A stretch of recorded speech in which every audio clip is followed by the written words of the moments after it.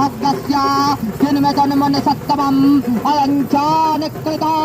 पुत्रदानरे स्वतैजजिता स्वजनेन च सन्तत्य तेषु हरदे तथाप्यते एवमेष तथाहञ्च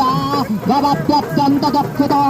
दृष्टदोषो अपि विषये मम त्वाकृष्टमानसो तत्केरयितन महाभागं यन्महाज्ञानिनोरपि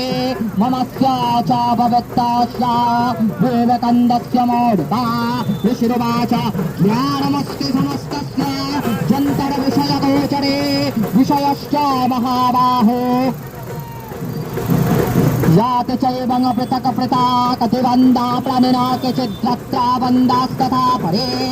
केचिद्देव तथा रत्रो जनेन स्थल्यतृष्टया जनेन मनुजा सत्यं किन्तु तेन हि केवलं यतो हि जनिना सर्वे